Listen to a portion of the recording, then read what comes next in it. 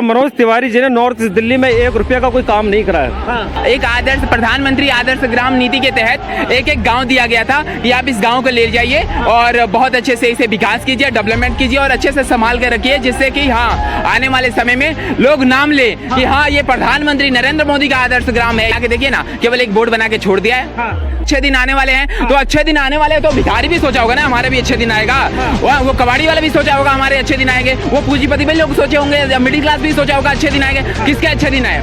नहीं आए तो क्यों कहा जा रहा है कि भारत जो है 3 ट्रिलियन की इकोनॉमी बनने वाली है?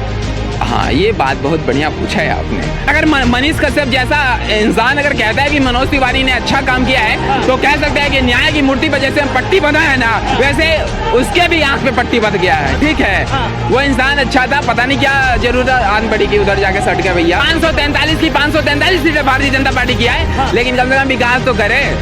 400 पार का मतलब है बहुत बुरी कंडीशन। टमाटर 400 पार, अदरक तो 400 पार चल ही रहा है, लहसुन 400 पार, अभी मुझे लग रहा है गेहूं, आटा, चावल सब 400 पार, जीरा तो 600 पार हो गया। सर या वहाँ तो पूरा का पूरा पेपर टीचर लिख के चला आता है। बिहार की बात कर रहे हैं। नमस्कार, आप देख रहे हैं न्यूज हंगर और मैं हूं आपके साथ विनायक कुमार। 4 जून 400 पार भारतीय जनता पार्टी की सरकार, ये साफ तौर पर नारा जो है भारतीय जनता पार्टी का है, लेकिन दूसरी तरफ कांग्रेस साफ तौर पे कह रही है कि अब की बार बीजेपी साफ। अब कहीं पर देखिए तो कोई रूठ रहा है, कोई मना रहा है, और जैसे जैसे इलेक्शन नजदीक आते जा रहे हैं उनके क्षेत्र में चुनावी माहौल बन रहा है, लेकिन साफ तौर पर देश की राजधानी दिल्ली से हर दिन जैसे कम हो रहा है, 4 तारीख का लोगों को इंतजार है, वैसे वैसे दिलों की धड़कनें बढ़ रही है कि प्रधानमंत्री कौन बनेगा। क्या सच में राहुल गांधी बनेंगे या फिर नरेंद्र मोदी प्रधानमंत्री बनेंगे?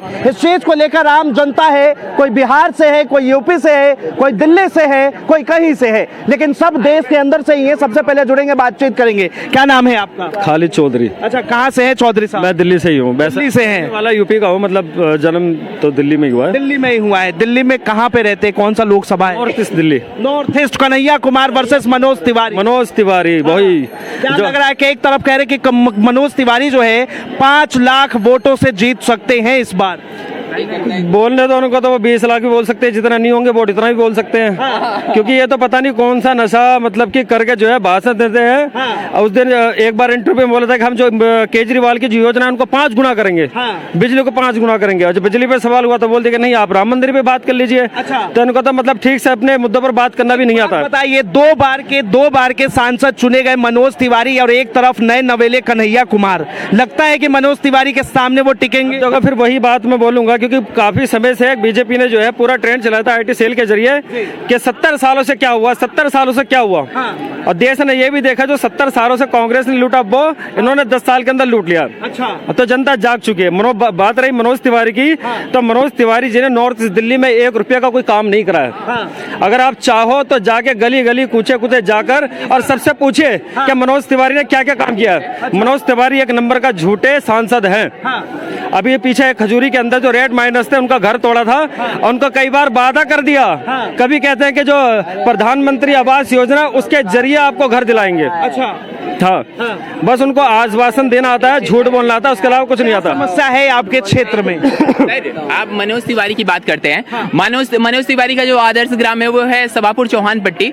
और जब प्रधानमंत्री नए बने थे तो सभी जितने भी सांसद थे उन्हें एक आदर्श प्रधानमंत्री आदर्श ग्राम नीति के तहत एक एक गांव दिया गया था कि आप इस गांव को ले जाइए और बहुत अच्छे से इसे विकास कीजिए, डेवलपमेंट कीजिए और अच्छे से संभाल कर रखिए, जिससे कि हाँ आने वाले समय में लोग नाम ले कि हाँ ये प्रधानमंत्री नरेंद्र मोदी का आदर्श ग्राम है। ये क्या कह सकते हैं आप इसे, ये मनोज तिवारी जी का आदर्श ग्राम है। आप जाके देखिए ना, केवल एक बोर्ड बना के छोड़ दिया है। बहुत बड़ा सा बोर्ड बनाया, तकरीबन हमें लगता है उतने में तकरीबन 5 किलोमीटर की सड़क बन जाएगी। साफ तौर पर भारतीय जनता पार्टी की सरकार ये कहती है कि उज्ज्वला योजना दिया, उसके बाद में आपने बताया ग्राम योजना, आयुष्मान कार्ड, उसके साथ जो है आत्मनिर्भर भारत बनने के लिए लोगों को लोन देना, ये नहीं है क्या? ये कुछ नहीं दिख रहा? लोन की फैसिलिटी आपने दे दी क्या? किसे नॉलेज है लोन के बारे में? आप एक चीज बताइए, प्रधानमंत्री जब नरेंद्र मोदी जब स्टार्टिंग में 2014 में जीत के आने वाले थे तो नारे क्या चलते थे? अच्छे दिन आने वाले हैं। तो अच्छे दिन आने वाले हैं तो भिखारी भी सोचा होगा ना हमारे भी अच्छे दिन आएगा, वो कबाड़ी वाला भी सोचा होगा हमारे अच्छे दिन आएंगे, वो पूंजीपति भी लोग सोचे होंगे, मिडिल क्लास भी सोचा होगा अच्छे दिन आएंगे। किसके अच्छे दिन आए?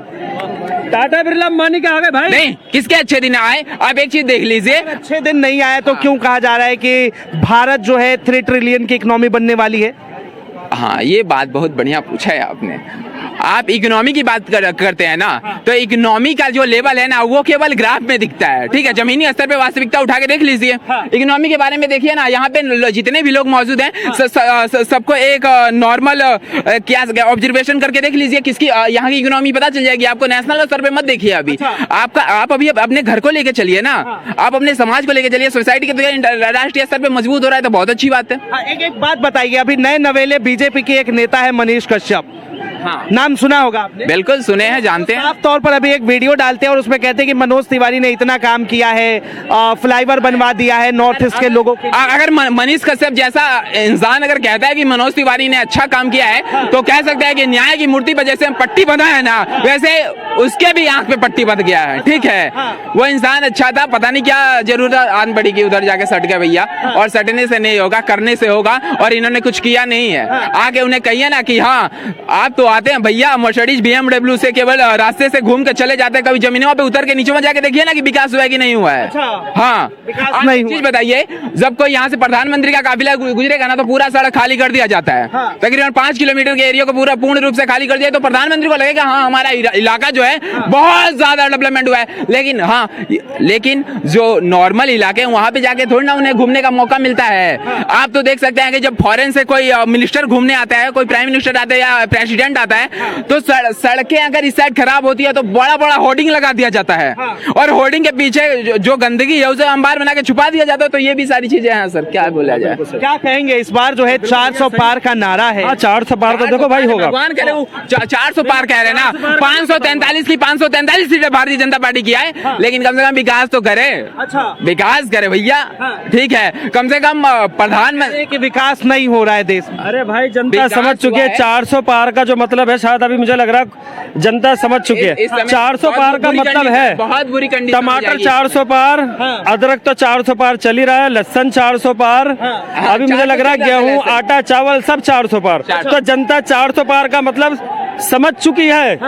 जीरा तो 600 पार हो गया सर, एक चीज इतना तो लोकसभा का सीट नहीं, जीरा इतना 600 पार कर दिया भैया जी। तो साफ तौर पे ये भी तो कहा जा रहा है कि देखो मैं इस मार्केट में ही काम करता हूँ, खारी बाबली, हल्दी का रेट, धनिया का रेट, मिर्च का रेट आसमान छूता जा रहा है। जो लोग कभी 500 550 रुपए हुआ करती थी, आज वो 1300-1400 रुपए का इसका भाव हो रहा है। मतलब ये भाई कहाँ जाएगा, कैसे लोग, मतलब अपने ये बताइए कि कैसे नहीं बढ़ी है, कमाई नहीं बढ़ी, कमाई कहाँ से बढ़ गई भाई? इतना ज्यादा रोजगार दिया है ना प्रधानमंत्री नरेंद्र मोदी जी ने। पूछिए पेपर आता है, पेपर लीक आती तो है, पेपर आता है, पेपर लीक। आप देखिए ना जेई जैसे एग्जामिनेशन। एक चीज बताइए, यूपीएससी का कभी सुना है आपने पेपर लीक हुआ है? कभी नहीं ना सुना है। तो UP police, Bihar police, SSC, GD, तमाम से ये जितने भी नॉर्मल एग्जामिनेशन होते हैं क्यों पेपर लीक हो जाता है? जब रेलवे ग्रुप डी का एग्जाम होता है तो फिर दोबारा कैंडिडेट दोबारा से उसे करवाने में पेपर लीक हुआ तो उसे जो है सीएम योगी आदित्यनाथ ने कैंसिल भी करवाया। ये भी बोला कि उसे जो है दोबारा बात ये बिचौमे का जो खर्चा आएगा, जो कंडीशन जो वहाँ का छात्र है जो मेहनत करके परीक्षा दिया, जिसका इस बार उम्मीद था कि यहाँ पेपर थोड़ा ठीक आया, इस बार हमारी बहाली में नौकरी हो जाएगी, इस समय वो धक्के खा रहा है, इधर उधर भटक रहा है। पेपर लीक से क्या होता है जी? पेपर लीक, एक चीज बताइए, एक बात बताइए, आपने पेपर लीक का जिक्र किया, बिहार का जिक्र कीजिए, जो 10th और 12th के बच्चों का पेपर लीक हो जाता है। अरे भैया वहाँ तो पूरा का पूरा पेपर टीचर लिख के चला आता है। बिहार की बात कर रहे हैं। अभी आप अखिलेश यादव की सरकार की बात करते हैं ना, तो बिहार जो उत्तर प्रदेश में जो परीक्षाएं होती थी तो उसके पीछे परीक्षा होने से पहले सुनिए, लालू यादव तो कहते हैं कि अगर हमारी सरकार आई, लालू यादव कहते हैं कि अगर हमारी सरकार आई तो हम चीटिंग नहीं करने देंगे, सीधा बोलेंगे किताब लेके जाओ छाप। कौन कहते हैं? लालू यादव कहते हैं।